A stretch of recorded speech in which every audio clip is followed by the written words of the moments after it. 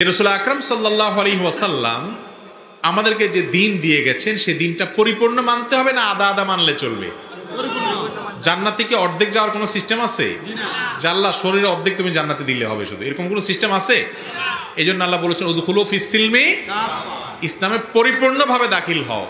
যারা শুধু নামাজ কালামটা পড়েন, পর্দা করেন না, চোখের হেফাজত করেন না, তারা কখনো পরিপূর্ণ মুসলমান পরিপূর্ণ মুসলমান হতে হবে। আল্লাহ আমাদেরকে তৌফিক দান করুন। এবং এটার জন্য তরুণদেরকে জাগ্রত হবে, যুবকদেরকে জাগতে হবে। আপনারা আদর্শ মুসলমান হতে হবে। এই যে ভাবালুতে আসতেছে, 31st নাইট আছে, 2 নম্বরই আসতেছে, অন্যদের বিধর্মীদের কালচারকে নিজের গায়ে মাখবেন না। আপনি মুসলমানের সন্তান, আপনার তরুণ হিসাবে আনন্দ বিনোদন আছে শরীয়তের সীমানায় থেকে, সেটা করবেন। তাহলে ইনশাআল্লাহ আপনি নামমাত্র মুসলমান হবেন না, খাঁটি মুসলমান হতে পারবেন। আমাদের যে ভাই দোয়া করছেন, আমরা তার জন্য, তার পরিবারের জন্য দোয়া করি। যিনি প্রশ্ন করেছেন, আল্লাহ যেন আমাদের সবাইকে পরিপূর্ণ ইসলামে দাখিল হওয়ার তৌফিক দান করেন। আদা মুসলমানের কোনো মূল্য আল্লাহর কাছে নাই, সব দিক থেকে মুসলমান হইতে হবে। অনেক লোক দেখবেন দাঁড়ি টুপিয়ে মুসলমান, গায়ে গোতরে মুসলমান, আরেকজনের জমি ঠেলে, আছে না নেই? আরেকজনের লাউটা ধরে টান দেয়, আছে না নাই? আরেকজনের চান্স বলে একটু গুতা মারে, ক্ষতি করে, আছে না নাই? এই টাইপের মুসলমান, এই লেবাসে পোশাক মুসলমানের জন্য জান্নাত না। জান্নাত হলো কাজে কর্মে, আচারে আচরণে, লেনদেনে, অন্যের অধিকারে, আল্লাহর ইবাদতে, সব কিছুতে মুসলমান। এর জন্য জান্নাতই হলো খাঁটি মুসলমান। ভেজাল মুসলমানের জন্য কি নাই জান্নাত? ভাই জান্নাতে কোনো ভেজাল নেমত দিবে আল্লাহ? তাহলে আল্লাহর কাছে ইসলাম যেটা নিয়ে যেতে হবে সেটাও নির্ভেজাল হইতে হবে, কোনো ভেজাল থাকতে পারবে না। আমাদের অনেক ভাই বোন আছেন, মুরব্বীরা আছেন, নামাজ কালাম পড়ে, কপালে দাগ ফেলে দিছে, মাগার ছেলে মেয়েদের একজনের প্রতি জুলুম করতেছে, আরেকজনের বেশি দিয়ে দিচ্ছে, আছে না নাই? একজনের দিকে টানে টানে, শুধু আরেকজনের দেখতেই পারে না, আছে না নাই? এটা কি হালাল না হারাম? হারাম। আপনি এক ছেলেকে সম্পদ লেখা দিয়েছেন, আরেকজনের দেন নাই, গুনাহ, জায়েজ নাই আপনার জন্য। এটা ইনসাফের খেলাফ করছেন, আল্লাহ নিষেধ, আল্লাহ রাসূল নিষেধ করেছেন। কিন্তু আপনি নামাজ পড়েন, আপনি মাশাআল্লাহ টুপি পড়েন, হুজুর মানুষ, আপনি উল্টা পাল্টা করেন, এগুলো করা যাবে না। আল্লাহ তাআলা আমাদেরকে বুঝার তৌফিক দান করুন।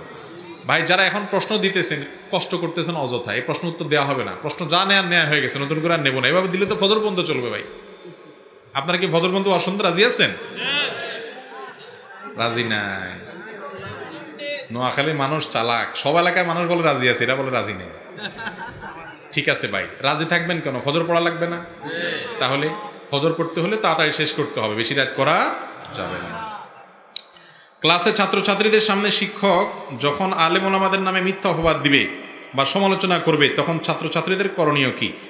শিক্ষক হোক আর যেই হোক, কেউ যদি অন্যায় কথা বলে, আলেম ওলামাদেরকে গালিগালাজ করে, মন্দ কথা বলে, যদি সামর্থ্য থাকে, সুযোগ থাকে, বিনয়ের সাথে, ভদ্রতার সাথে, শিক্ষক যেহেতু গুরুজন, তার সামনে সুন্দর ভাষায় প্রতিবাদ করবেন।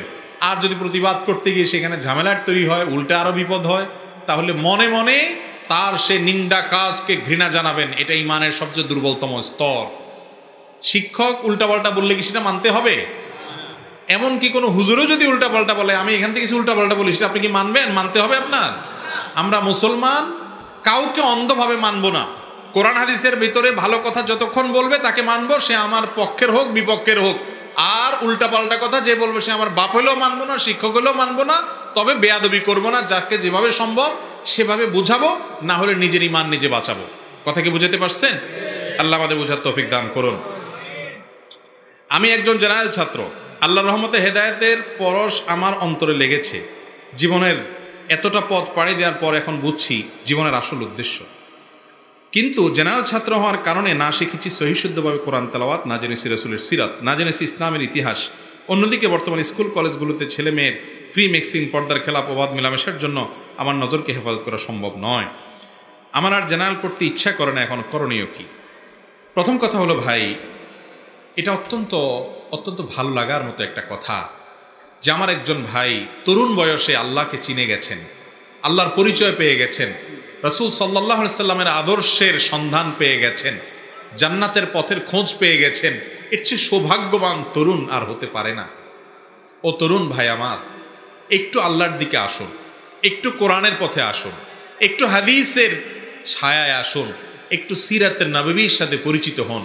আমি শপথ করে বলতে পারি, দায়িত্ব নিয়ে বলতে পারি, আপনি আপনার স্বেচ্ছাচারিতার যে জীবন যাপন করছেন, আপনি আল্লাহর অবাধ্যতার যে জীবন যাপন করছেন, বন্ধু বান্ধবের সাথে যা খুশি তা করে বেড়াচ্ছেন, এই জীবনের চাইতে অবশ্যই আপনার এই পরিবর্তিত জীবন, আল্লাহর পথে আসা জীবনকে অনেক বেশি এনজয় করবে, অনেক বেশি তৃপ্তি আপনার মনে এনে দিবে।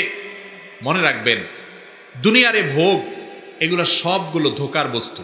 দেখতে মনে হয় অনেক সুখ, ওইটা হাতে পেয়ে গেলে, ভোগ করে ফেললে তখন বুঝে আসলে তেমন কিছুই না, অশান্তি। প্রকৃত শান্তি শুধুমাত্র আল্লাহর আনুগত্যে, আল্লাহর গোলামিতে, আল্লাহর কাছে আত্মসমর্পণের মধ্যে। একজন প্রথম সারির শিল্পপতি, তিনি আমার পরিচিত একজন আলেমকে বলছিলেন যে, ভাই, আমি ওই জীবনও পার করে আসছি, এই জীবনও পার করে আসছি। তার মানে বলেন যে, তার মানে হলো আমি গরিবের সন্তান ছিলাম, না খেয়েও জীবন কাটাইছি, আর বিলিয়ন বিলিয়ন কামানোর পরে এখন লাক্সারিয়াস জীবনযাপন করছি।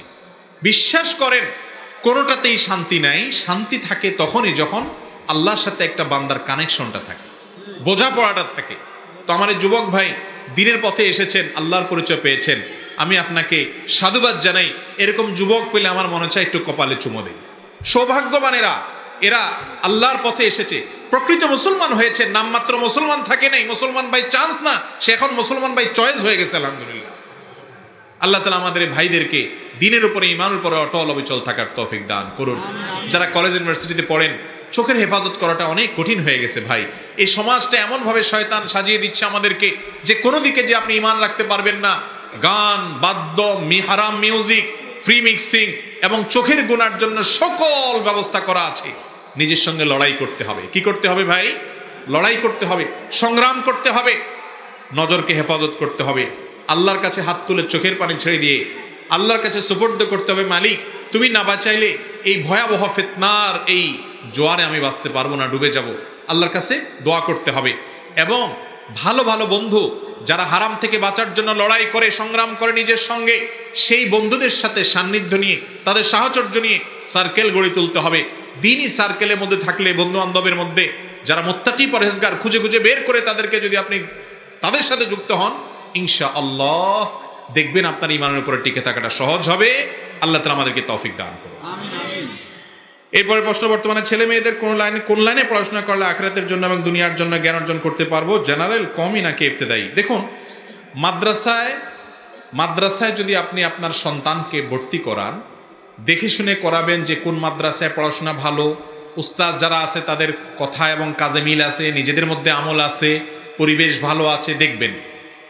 দিন যদি শিক্ষা দেন সন্তানকে, আপনার সন্তান কখনো ইনশাআল্লাহ খারাপ পথে যাবে না।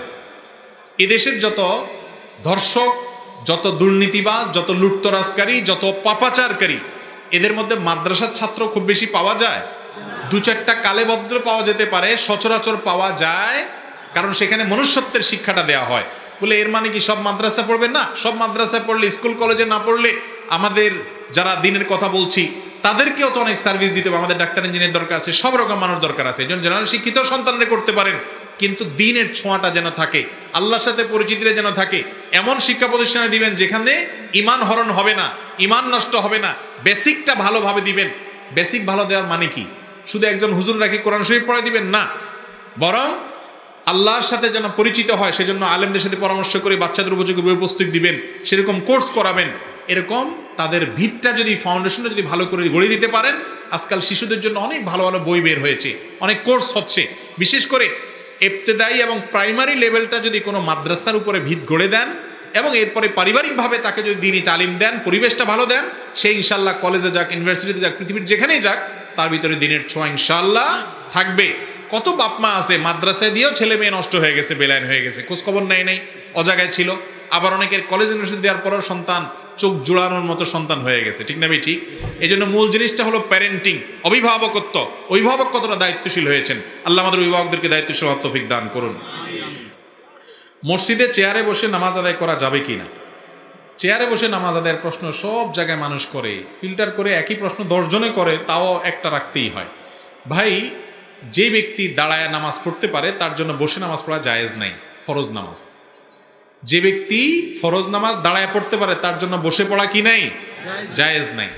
যে ব্যক্তি দাঁড়ায় পড়তে পারে না, অথবা দাঁড়ানোটা পারে কিন্তু রুকু সিজদাটা পারে না, পিঠ ভাঙতে পারে না, কোমরে এত ব্যথা যে রুকু সিজদা করতে গেলে চিৎকার আসবে, ডাক আসবে, এত ব্যথা, অথবা ব্যথার চোটে সে আপনার অনেক বেশি কষ্ট পাবে যেটা তার সহ্য করার মতো না।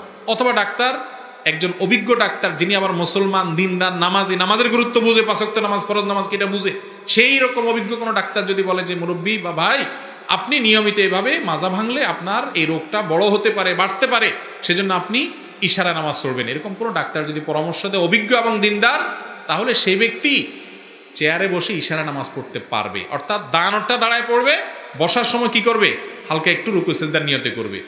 আর যদি দাঁড়ানো থেকে বসাও, উঠা বসাটাও কষ্ট হয়, তাহলে পুরোটাই সে চেয়ারে বসে পড়তে পারবে। কিন্তু আমাদের দেশে আজকাল একটু কোমর ব্যথা শুরু হলে চেয়ারে বসে নামাজ পড়া শুরু হয়। একটু শরীরটা খারাপ লাগতেছে, একটু ওনার একটু ভালো লাগতেছে না, উনি চেয়ারে বসে নামাজ শুরু করে দিলেন। এরকম একটা ভাবসাব চলে আসছে না? অনেক লোক আছে যে এটা একটা ভাবের ব্যাপার স্যাপার হয়ে গেছে, আল্লাহ মাফ করুক, যে উনি সারা দুনিয়া দাবড়ায় বেড়াচ্ছেন, হ্যাঁ, সারা দুনিয়া সব ভাঙি চুরি সে ফেলতেছে, মাশাআল্লাহ মসজিদে আসলে চেয়ার টেনে নামাজ বসে। এরকম লোক আছে না? নাই? এত চেয়ার মসজিদে, এখন আমি সব জায়গায় এই কথা বলি, মসজিদ না RFL এর দোকান বোঝা কঠিন, এত চেয়ার মসজিদ। এরকম জায়েজ নাই ভাইরে। আহকামুল হাকিমিন রব্বুল আলামিনের দরবারে সিজদা করতে পারা কপালের ব্যাপার, কপালের ব্যাপার ভাই। যে মন খুলে একটু সিজদা করতে পারে না, সে জানে কত কষ্টে।